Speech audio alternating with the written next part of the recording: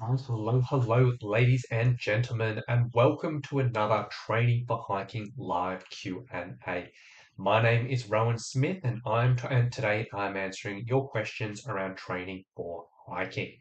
Now, essentially, how it's going to work today, as always, if anyone is watching live on YouTube, if you do have any particular questions you want covered, you can pop it in the chat, and I'm happy to talk through any subjects in related to training for hiking and physical preparation.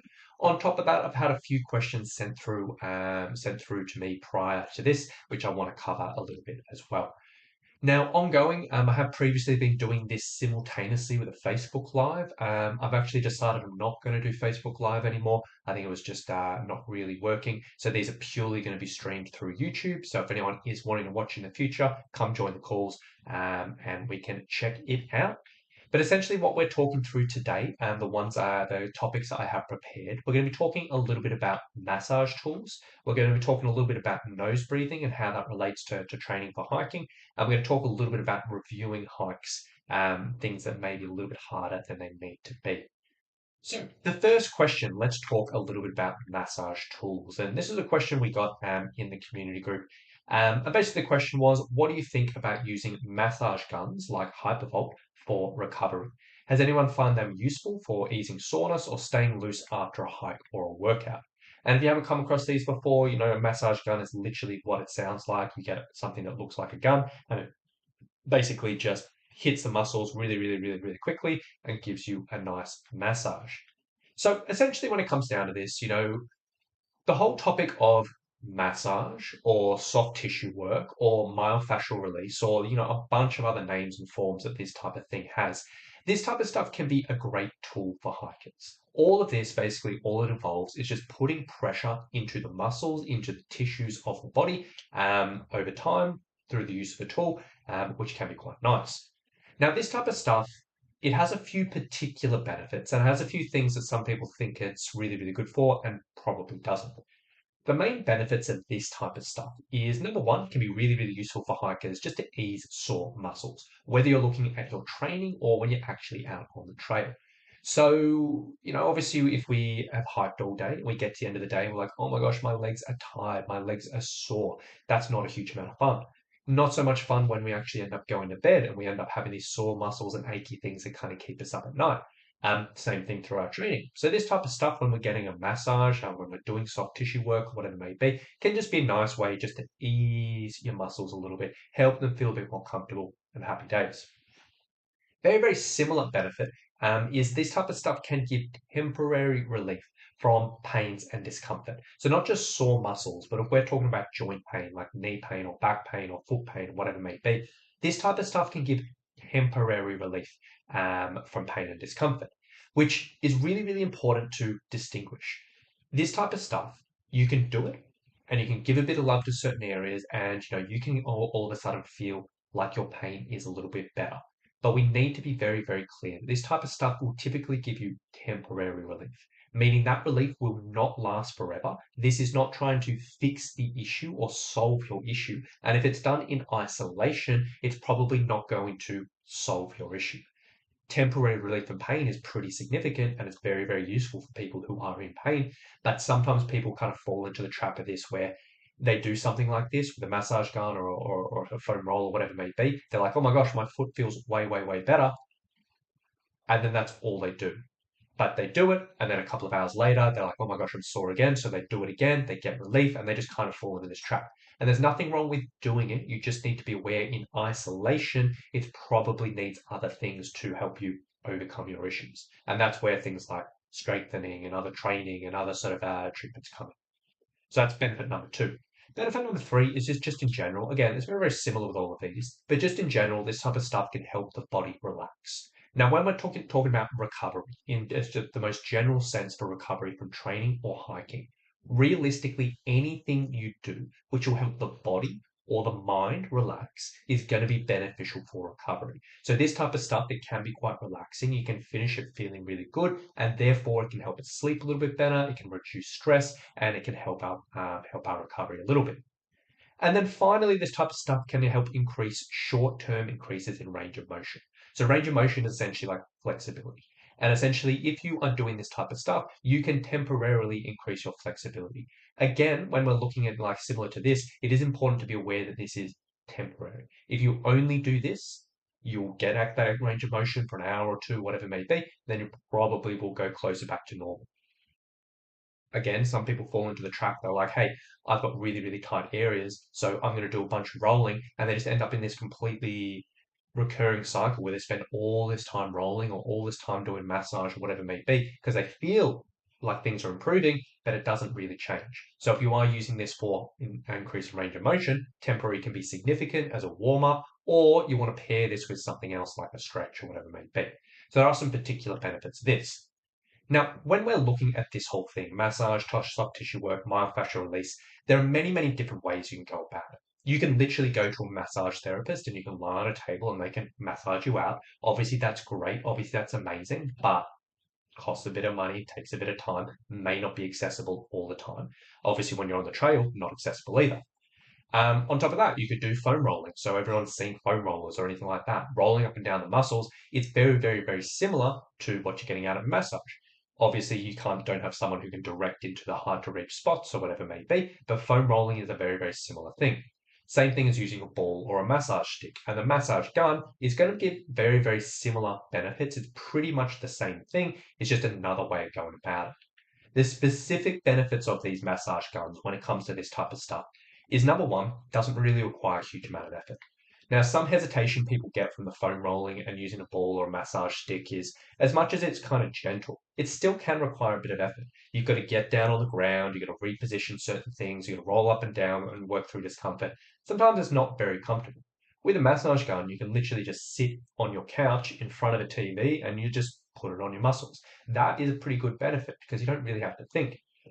On top of that, this can be pretty easy to target most areas. So because the surface is a little bit smaller, you can kind of just poke it in the areas which are a little bit more sensitive or need a little bit more love, and it's very, very easy to target those areas.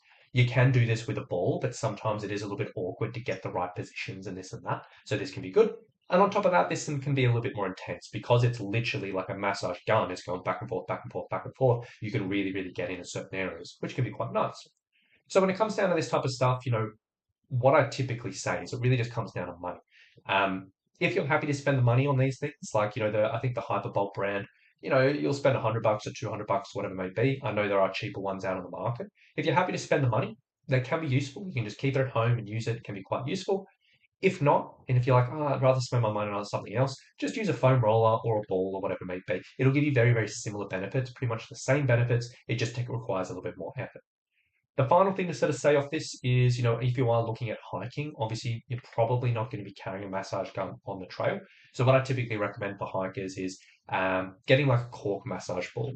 Uh, Find something like this online. You can go into Google, just type in cork massage ball. These things are great to keep in your pack. They only weigh very, very like nothing, and you can use these in camp for these same benefits. If you don't have a ball, you can also use like a water bottle, works pretty well. You can use your trekking pole. There's a bunch of different ways of going about it.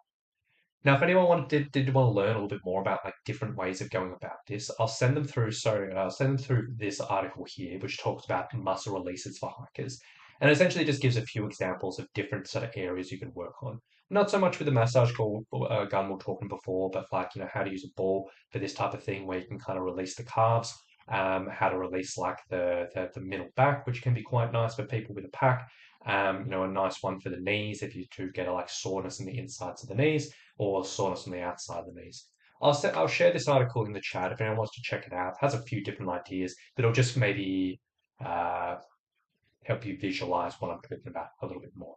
So long answer short, massage guns could be good. It really just comes down to money. So with that being said, next up, what I want to cover, and let me close this. Let's talk a little bit about nose breathing. So this is a massive, massive, massive topic. Nose breathing is something that just gets talked about everywhere. It drives me a little bit mental because there's a lot of people who just say some really outrageous things about this topic. So we're going to keep it pretty simple. Basically, the question from here was person sort of saying, hey, I'm a bit confused about nose breathing. Should I be doing this all the time during my training, or should I be just doing it at certain times? So the information out there seems a bit conflicting.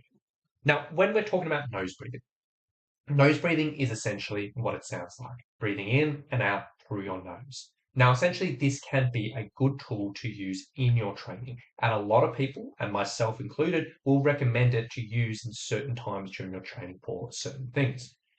As I said, when it comes down to this topic, it's a massive, massive, massive topic, and it really does drive me a little bit mental. So I don't talk about it a huge amount, like getting into depth, because there's a lot of people out there who nose breathing can be good, it can be useful, it's a nice tool, does have some potential benefits and potential situations.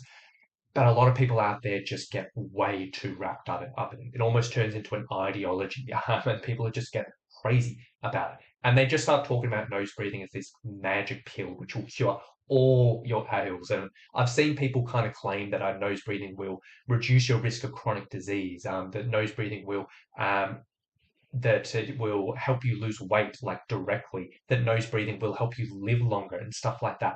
It's a bit mental.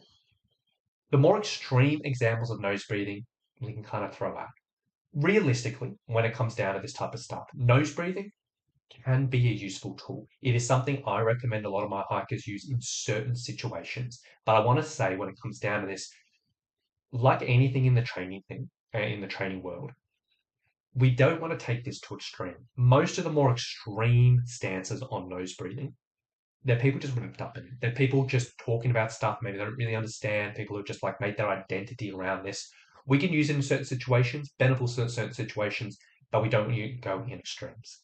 The way that I look at this type of thing and the way that I promote it, the way that I use it with my hikers is essentially nose breathing is a good tool to use during lower and moderate intensity exercise. So not exercise where you get outrageously like really pushing the speed, really trying to get huffy and puffy and sweaty, but lower intensity stuff. Walking, hiking, cycling, that type of stuff. Now, the best benefits or the biggest benefits we get from nose breathing is number one, it can naturally slow our breathing down and make our breathing a little bit more, let's just say in quotation marks, efficient. Meaning sometimes, when we're exercising, when we're doing whatever, sometimes we have a tendency just to breathe very, very quickly. Quickly breathing, even at lower intensities, and if we're just like really just not breathing very controlled, it may not be super efficient in regards to really, really making the best use of the air and the oxygen we're taking in, may not be super efficient. So it's naturally slowing the breathing down through nose breathing does have its particular benefits and can be quite useful. Now, probably the main reason why I promote it and why I ask my hikers to use it is it can be a really, really good measure of pacing and intensity in the sense that one thing that a lot of hikers do, let's talk about training and hiking separately. In their training, sometimes when we're doing lower intensity training, we actually end up working a bit too quickly. We end up working a little bit too hard. And the training effects that we're getting out of those sessions, because we're working quickly, we actually develop our higher intensity energy systems a little bit more. As a hiker, we really, really, really want to be developing our aerobic energy systems, our lower intensity energy systems as much as we can, because that's typically what we use on the trail. That's what's going to best help. So one thing that we can look in the training is nose breathing. If we are be able to go at a pace, whether we're hiking, whether we're walking, whether doing certain exercise, where we can breathe in and out through our nose, that is a sign that we're predominantly using the aerobic energy system. So this is a clear measure of saying, hey, if you can breathe in and out through your nose, you're probably working at lower intensity. And if we're doing a lower intensity session, that is what we want. It's a similar thing to like using heart rate tracking. Like a lot of people use heart rate monitors and use that. And it'll sort of say, hey, your heart rate's at zone two, therefore you're working aerobically. It's pretty much the same thing, but I like nose breathing just because I don't really like heart rate trackers, just personally, not for any reason they're wrong. I just don't like numbers in my training so much. So that's on the training side of things. Now on the hiking side of things, when we're looking at that working aerobically, when we're looking at working at that lower intensity stuff, typically this is going to be the most energy efficient pace we can go on the trail. So when we're actually out on the trail and hiking, if we can stick to this nose breathing pace for the majority of the hike or whatever it may be, this can be a really good measure of just saying, hey, you're at an efficient pace, you're going a good pace, so you can go day after day after day or hour after hour, and this is going to be your most energy efficient pace. Alternatively, if your breathing gets a little bit quicker and out of control, it's not the end of the world, but you're going to be burning through a bit more energy. So it can be a good measure of intensity. That's the main reason why I often recommend it. Yes, it may increase the efficiency of our breathing in certain situations, but that's realistically what I like. It's a good measure of intensity, it's a good measure of pace, and it doesn't require a huge amount of thinking. Now, there are some other possible benefits out there which people often talk about, things like, improving your tolerance to carbon dioxide, other bits and pieces of that. Um, some of the other benefits out there, there's definitely potential evidence to prove it. Some of the other benefits people talk about, it's a little bit question mark around. In all honesty, this is why I talk about it. There may be some other benefits, cool, we can take them or leave them, but realistically, that's why I talk about it. Now, coming back to the original question, one thing we really, really do need to understand, if you are using nose breathing in your training, nose breathing is good for lower intensity and moderate intensity training. It is not a good strategy for higher intensity training. Things like interval training, where we are intentionally trying to push the pace and really, really, really go quick. Things like HIIT training, if you're doing that is literally interval training, but a lot of people use different name, but where we're trying to get really, really sweaty and really, really bump things up. If we're doing stair or hill climbing, if we're intentionally trying to push the intensity, intentionally trying to push the pace on that, nose breathing is probably not a great option. Because realistically, nose breathing is doable at lower and moderate intensities. But as we get up to those higher intensities, as we start using our anaerobic energy systems, which are higher intensity energy systems, the body will naturally want to go into mouth breathing. That is not wrong. That is not a problem. That is natural. And that is the body just trying to sustain it. A lot of people get wrapped up in this thinking nose breathing has to be done all the time.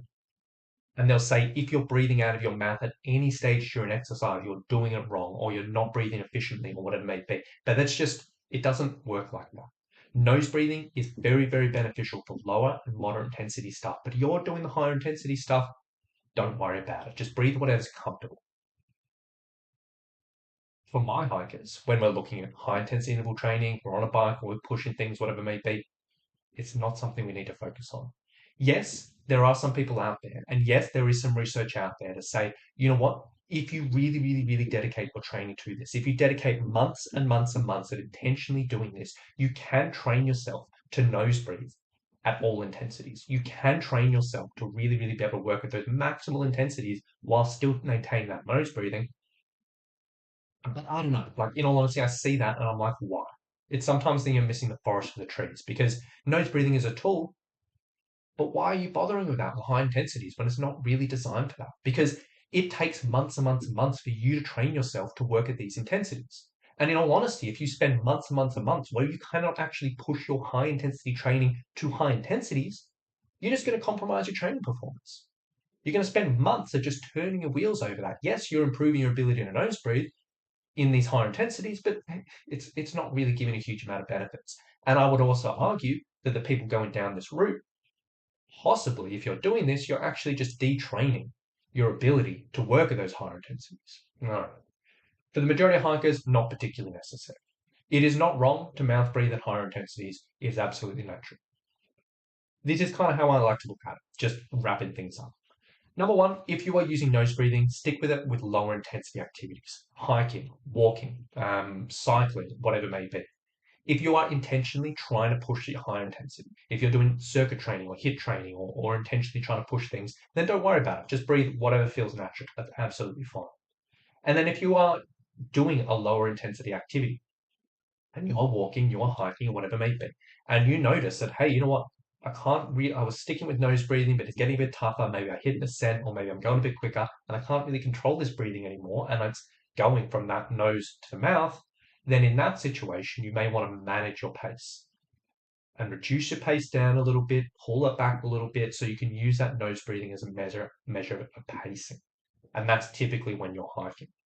So nose breathing, lower intensity, doesn't matter higher intensity, and then use it as a measure of pace on the trail. Pretty simple. Now, I know a lot of people out there do get very passionate about this subject. So if you do have any questions of that, or if you run into any things online, you're like, oh my gosh, that doesn't make sense, or completely different to what Rowan's saying, please let me know. Because I know there's a lot of articles out there, there's a lot of coaches out there, there's a lot of podcasts out there which kind of talk about this topic and they get a little bit extreme on it. And I really don't like it. So that's my opinion, and that's kind of what we're looking at. So hopefully that answers the original question, when to use it and kind of what we're looking at going on. And then basically the final question I want to cover today is talking a little bit about post-hike reviews. So this is a question I got, and I'm going to talk you through kind of how I deal with it with my clients and give you a few examples because it's a really, really interesting subject. Now, basically, the question was, I went out on a training hike last week and I was exhausted by the end. I'm not really sure what went wrong. What would you suggest? And in all honesty, this is really, really common during a training process. It's very, very, very common for you to be going through a training process. And for 1 or 2 or 3 or 4 or 5 or 6 weeks, whatever it may be, you're getting better, you're getting fitter, you're getting stronger, everything's going well. And then all of a sudden, out of nowhere, something just absolutely knocks you around. You go on a hike, and you're like, that was way harder than it needed to be. You go on a hike, you're like, I am exhausted. And initially, if this happens, we can start freaking out. It can be really, really stressful because we start second guessing ourselves. We're always our own worst enemy. And we can start thinking, okay, I've trained for 6 weeks, but that sucked. That was awful. Like, is all this training I'm doing, is it worth it? Should I just give up or whatever it may be? And you start doubting yourself and stressing out and this and that, and it ends up spiraling. It's a really, really common thing. And just before I get into it, everyone goes through this. You go through a training process, there will always be good days, bad days, or whatever it may be. However, as opposed to just accepting it as a bad day, one thing I'd really, really strongly recommend is if you have a bad hike, you kind of want to dive into this in a little bit of detail. You're going to have a look at it and think about, okay, what actually caused this? Because realistically, sometimes on first thought, it can be very, very hard to pin down what happened. You were like, well, I didn't really change so much. I didn't really do this much. It wasn't that much harder than what I've been done before. And on first thought, it can be a little bit tricky.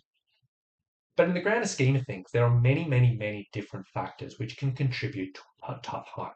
And on first thought, it can be hard to identify them. So what I recommend in this situation is doing a little bit of a post-hike review. If you have a tough hike, sit down and take yourself through a review of actually asking yourself some really pertinent questions around different areas which may have contributed.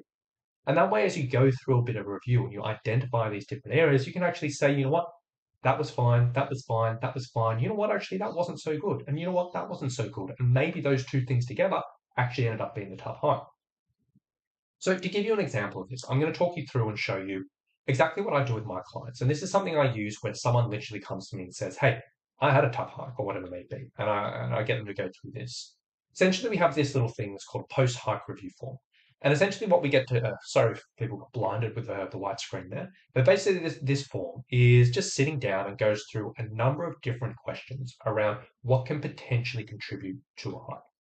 So what we go through is we lay out, the exact distance, we lay out the exact length of the hike. The idea behind this and how heavy your pack is. Before we even get any further, the idea behind this is just to make sure, okay, if you were following a plan, were you on the plan? Or did you do way more than you're used to? Or what did you last week or your last hike? Have you all of a sudden already done way, way more? So that's kind of what we're looking at. Next up, we kind of look at, what was the train like? Easy, difficult, but I kind of expected it, more difficult than I expected. What did the weather feel like? Was it fine? Was it colder? Was it hotter? Than I was comfortable with. How often did I snack? What were my snacks primarily made up of? Carbohydrates, protein, fat, or a mixture, or I just didn't snack at all. How was it my hydration? Did I drink regularly or infrequently, or I just forgot to drink, or I didn't bring enough water? Did I have electrolytes? When was my last full meal before hiking? How much of a hike did I stick to nose breathing pace? And I was saying before, nose breathing pace is that efficient pace, or at a pace where we can comfortably carry a conversation. What was your pacing like? Speed. Was it my own natural pace? Was it my own pace, but it was a bit quick than I usually do? Was it someone else's pace, which I was comfortable with, or someone else's pace, which is a bit quicker than what I do? How often did I rest? Was anyone else on the hike carrying a pack similar to me? Did they carry the same pack weight, a lighter pack weight, a heavier pack? What was my sleep night the night before? Did you train the day before your hike? An easy, moderate, difficult session or no? And how's my mindset? Now, that is, I don't know how many questions that is, but each of these things can play a significant role in regards to our energy. And a lot of these things, on first thought, if you just left your own devices, you're like, what went wrong on the hike? A lot of the times we wouldn't identify any of these things. We wouldn't be really think about some of this, and we'd just be like, it just felt hard. But if you can lay it out logically like this and lay it out like this, it can make it very much easier to kind of figure out what went wrong and figure things out. So for the next step with this, and again, I'll show you kind of exactly what I do with my clients. Let's sort of take a couple of examples that I've had with clients in the past. And these are real world examples of this type of stuff. And I'll take you through kind of what we do. So this one has a bunch of different answers in here. And what we're going to do is we're just going to go through and just look at what potentially went. Now, distance of the hike, 8 miles. Length of the hike, 4.5 hours. How heavy was your pack? 27 pounds. Without extra context of actually going into someone's training program, that doesn't really help in this context of us being on the live call, but it's useful information. What was the terrain like? It was difficult, but I expected it. That's fine. How was the weather? It was fine. Didn't affect me. On the hike, how often did you snack? Every 1 to 2 hours. That's kind of what we want. If someone said I snacked every 2 to 3 hours or I snacked infrequently, whatever it may be, that would be a red flag. We'll be like, all right, that we can work on. What were your snacks primarily made of? A mixture of carbs, fats, and protein. Now, that could be good. That could be like, a bit of a flag. So we're going to put like this in a color. That's not a very useful color. Make something a bit brighter. Yeah, we'll put it here. That's like an orange flag we dive into. How is your hydration? I drink water infrequently. That is a red flag, so we can highlight that as red or pink. Did you have electrolytes? Yes. When was your last full meal? 1 to 2 hours before hiking. How much of the pace did you stick to nose breathing the entire hike? What was the pace? My natural speed? All of this sounds really, really good. Um, how often did I hike? Every 2 to 3 hours. Yeah, that could be either one. Um, was anyone else on the pack carrying a heavier pack than me? That one was carried a lighter pack. What was your sleep like? Not much sleep. As you can see, there's a bunch of different things here which could potentially have contributed. So as we break these down, normally, that's fine. That's fine. That's fine. Yeah. So as we break down this, we can sort of look at, okay, here are a few things could potentially contribute. All of a sudden, we've gone from, okay, that was just sucked. It was really hard. But now we're like, all right, there's some things. Hydration, that plays a massive role in energy. So we can sort of say, if you did not drink enough water, that has likely affected your energy. Same thing for if someone was carrying a pack heavier than you. This can be tough when you're training for an adventure and your friends aren't, because you'll get yourself into this situation. You go out on the trail, you'll be with a friend, and you'll be like, well, they're carrying 5 kilos and I'm carrying 10 kilos. Everything you do is going to be significantly harder and it can just disrupt things. There's not much that you can do about this except for hiking solo, but it is something to be aware of because if you've gone out and done a hike and you're like, that was terribly hard, this is often a red flag saying that was the cause. So then you can stop beating yourself up. You can stop being so negative. That may have contributed.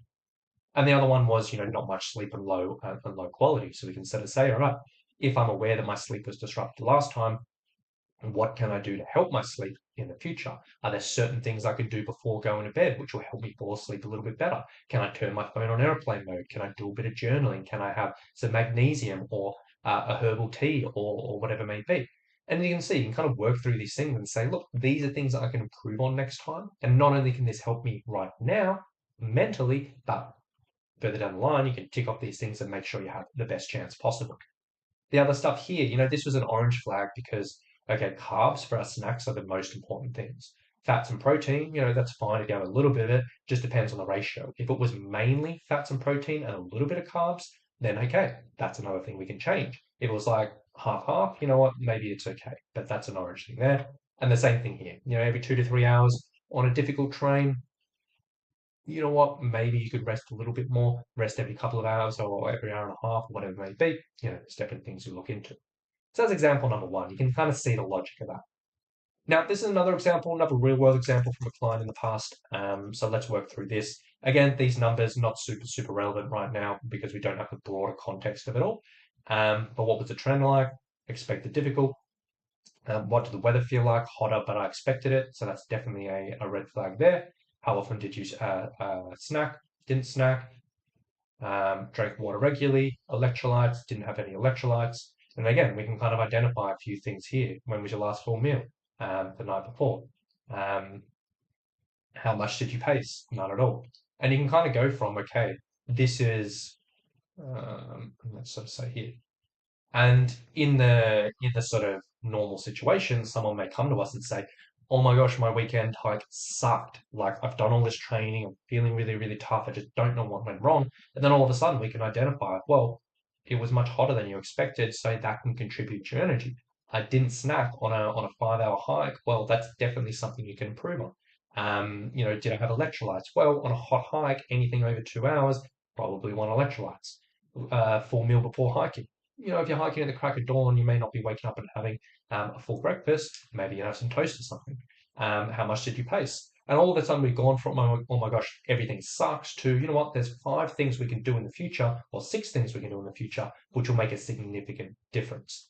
So if you ever do find yourself in this situation, if you go out on a training hike and you're like, oh my gosh, that just felt hard, take a step back, do a bit of a review, take a little bit of logic to it. And I promise you, it can really, really help both mentally at that moment and also further down the line, just helping you improve and make things better and just keep on moving forward in the future.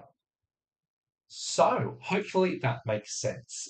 They are all the pre-sent questions I had come through. So if anyone watching live did have any particular questions and they want to cover, feel free to plug in the chat.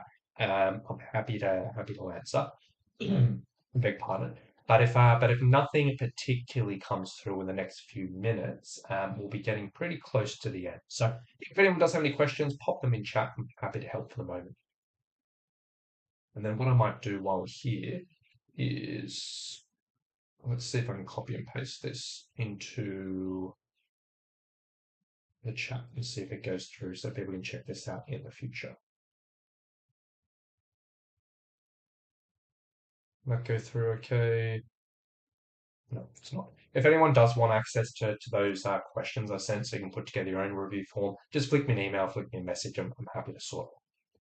But with that being said, if there's no other particular questions coming through, we might wrap things up there. I might go have a little bit of lunch. So with that being said, I really do hope hope people enjoy this call today. Hope people get a little bit out of it. If anyone does have any follow-up questions for this call or any questions they want me to cover in the future, feel free to let me know. Reach out anytime. But aside from that, I hope everyone has a lovely day. I hope everyone has a lovely weekend, and we'll talk to you all very, very soon.